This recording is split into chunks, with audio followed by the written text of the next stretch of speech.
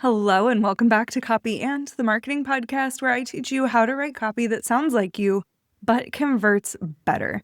And today I've been thinking about the ways that we can add copy to sneak in some sales to make sure that we have what I call abs, that we always be selling in our copy, and that we just constantly have it present for the opportunity to people, that we are always giving people the opportunity to buy from us.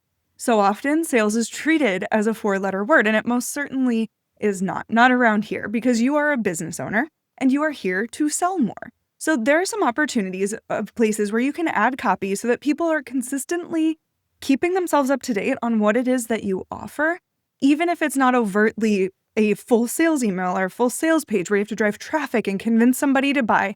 We're just constantly making it available for people to make purchases from us. So I've got a list here. I would be super curious if you have other ideas that I don't touch on. I really hope that you reach out and tell me. You can reach me on Instagram at nomad.copy and tell me what are some of the other ways that you use kind of micro pieces of copy to sell more. But here's the list that I have for you. So the first one, and this is something that I added a couple of years ago and it has made me more sales, is I have added a standard signature to every single email I send. Now, this goes two different ways. The first that I'm thinking of is in my general email. So I use Gmail as my service provider for my email. And when I reply to an email, every single time in the footer of that email or in the signature of my email, it has my email address, a link to my website, and something that I'm currently promoting. So I think right now it says something like, "And have you checked out my podcast? Here's my favorite episode," and it gives a little snippet about my favorite episode. But in the past, I have had my signature program there. I have had an offer that I discount only to my email, and it says, "Hey, want a secret discount? Grab insert resource here in the footer of my email," and it constantly lives there. So whether I'm replying to a client, my accountant, a fellow service provider, that's just always there as an opportunity for people to buy something from me. And yes, it has converted before. That is a free place for me to place my copy and people can buy from me. And who doesn't love a couple of random sales here and there? So that's option one, is in the typical signature of every single email you send. Then something that I implemented recently is what has been called a super signature, or 4x4 footers is what Donna calls them. I'll make sure a link to her 4x4 footers training is in the link in the show notes.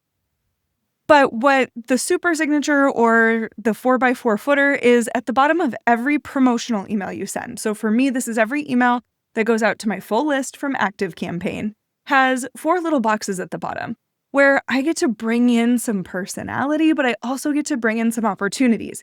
So this is a great place for me to put things that I'm currently an affiliate for, reminding people of offers that I have or events that are coming up, or simply to just throw in the personality piece. Like recently I've been telling people what I've been reading in my signature.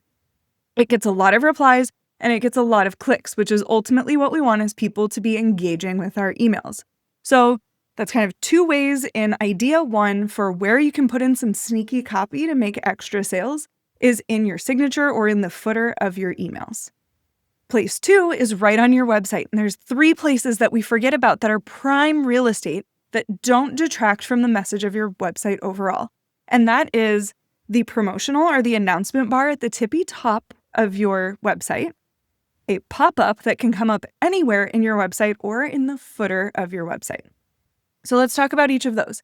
An announcement typically does really well when you have an active promotion going on. This may be that you're promoting an upcoming webinar. It may be that you have an open cart and you worry that people are going to end up somewhere on your website but somehow don't end up on your sales page. Adding an announcement bar at the top of the page is a great way to get them to where they mean to be during your open cart. You can also leverage that announcement bar at the top of your website when you're not launching. I think it's a perfect place to add in your signature freebie or the one thing that gets people onto your list. Second place on your website is a pop-up. There's a couple different types of pop-ups. Typically, people think that they're annoying, but they are the easiest thing to X out of. If people don't want your pop-up, they will get out of it immediately.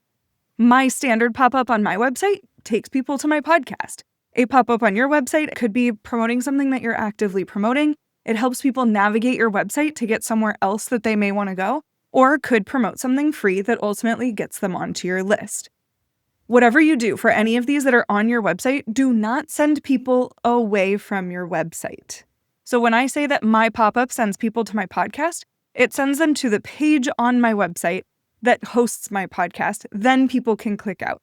Because ultimately, if you're doing any sort of SEO, or if you want your website to act as your salesperson, you need it to connect to itself, which means that you're building authority to the algorithm. To build authority for the algorithm, people have to be able to navigate your website easily. So when you're sending people somewhere, this is not where you promote for somebody else. This is where you promote yourself and you help people navigate your website more easily. So I've mentioned the promo or the announcement bar at the top of the website, a pop-up that comes through partway through your website, and then the last place that a lot of people forget about is in the footer of your website. So typically your footer is going to be where you have your privacy policy. It's going to be maybe potentially a sitemap that helps people find where they need to go in your website. This is also an opportunity to add in a form that people can use to get into one of your free things or to help them navigate somewhere else on your website. So when you hand over your copy to your designer, make sure you mention to them what you want in the footer of your website so that they can program it in and people can more easily navigate your website, and that we're using every single piece of real estate on your site to get people where they need to go. The third place that people forget to sell is in their post-sales email sequence. So when somebody buys something from you, they probably get an email that says, "Yay, I'm so glad you're here. Here's the link to access the thing that you just bought from me." However, we mentioned in the last episode that people who buy a service from you are 70% more likely to buy from you again. And it's a very similar statistic for people who buy digital products or small ticket items from you. They are also more likely to become your next client as well. So when you are positioning your offer, rather than just saying, "Here's the thing that you paid for," don't be afraid to also get them into an order bump, another opportunity, or to downsell them to one of your other digital offers. Let's walk through a couple of examples of this.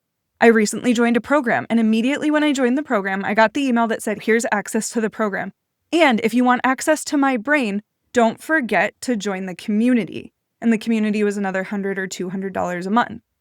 So she used the post-sale sequence to not only welcome me and roll out the red carpet for the thing that I purchased, she also gave me the opportunity to stay in her world and to get even more value out of what it was that I ordered.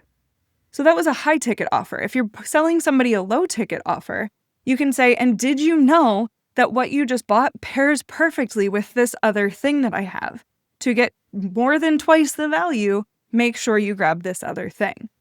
So there's a lot of ways to use that post-sale sequence to sell more. You can also, if you're doing done-for-you services and you're only making several sales per year, you can also time your responses and send them out much later to say, make them look like 6-month checkups. To say, "Hey, let's jump on a call and see if there's anything that we need to improve with the service that I provided for you." That serves as another sales call, and it makes you look really freaking good because you're helping them to continue achieving the goals that they had when they hired you.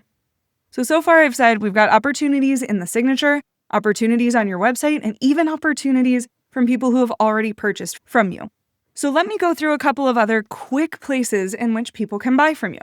One, I know a lot of us are doing public speaking, whether it's virtual or in person. A huge place that you can sell to people is right on your slides without making a pitch. Personally, I love it when I'm in person and somebody puts a QR code on the screen. It gives me something to do to fiddle with my hands, and it keeps me in the speaker's world. So you can put a QR code on the screen. You can have access to one of your offers. It can be a link is on the screen. Your goal when speaking is to keep people engaged. So this is another opportunity to keep them engaged in your world, even if they're not actively listening to what you're saying. Because people are going to get distracted anyway. You might as well distract them with your offer. This one might be super obvious, but another place to go is your Instagram bio. There are a lot of opportunities to improve your Instagram bios, but I cannot tell you how many times I've been looking for a service provider and they don't have a link to their services in their bio. What I recommend as a copywriter who understands things like design and SEO is to not use a service like Link in Bio or Canva as the link that you send people to from your Instagram. Instead, create a hidden link on your website. So I use Squarespace. That's where my website is. There is a link on my website that is not linked to the rest of my website. It's nomadcopyagency.com/links. That URL, the /links URL, is what I put in the bio of all of my social media. And that links page is very simple. It's optimized for mobile, and it serves as an everything page where you go there and you can see how to get to my podcast, how to get to some of my offers, how to get on the wait list for Copy on Demand, where to go to work with me, and it has links to each of my other social medias. When I say that you have an opportunity in the copy for your Instagram bio or for your social bio, that's what I mean. Is not just what are you saying in that bio, but make sure that there's a link so that you can take people from all the parts of the internet and drive them towards your website so that you have people entering your website and navigating to different parts of your website. It'll be good for SEO, and it makes it a heck of a lot easier for the people who are coming to you to buy from you and to stay in your world. I mentioned this a bit previously when I was talking about your post-sale sequence, but you can also sell to people who are already in your programs, who have purchased from you. An example of this is when I log into a program that I'm in. When I go to that front page and it says welcome, it takes me to a video that welcomes me to the program. Inside of the program as well, there are places for me to further achieve my goals. For example, let's say that I'm in a course. When I log into the course, I can go watch the videos. Underneath the videos, there are opportunities for me to get on her calendar to discuss it more deeply. So that is an upsell. There's opportunities for me to download a different resource that's not included in the program. That's another way to upsell. So that she's creating an ecosystem around her offer. Just because somebody has already bought from you does not mean that they don't want to buy from you again or that you don't have the permission to sell to them. If I click on something that I don't have access to and I don't want it, I'm just not going to buy it. But don't stand in the way of your own sales by not including some opportunities for people to buy from you who have already purchased from you. In a similar vein, where you can also do that is inside of your freebie. I mentioned this a few episodes ago in the 3 most common questions that I got from Copy on Demand clients in Q1. I think that might have been episode 30 if you want to scroll back. But inside of your freebie, the problem that I see is that people won't pitch their offer until the last page of the PDF or the end of the webinar or whatever the thing is that people opt into for free. The opportunity to purchase isn't until the end, which means that every second that goes by, every scroll that goes by, people are getting less and less engaged. So if you don't pitch to them early or tell them what the value of working with you is early, they may not get to the part where you get to pitch to them. So then when they start receiving your welcome emails, they're going to be confused because in their mind, you are somebody who gives them something for free. And they need the opportunity to purchase from you and know what it is that you do that helps them. So in your freebie, I recommend, if it's a PDF, you start with the title slide or the title page. You go into the table of contents, tell them what they're going to learn, then introduce yourself and tell them not just what they're going to learn, but what the next step is after they learn the thing that's included in your freebie.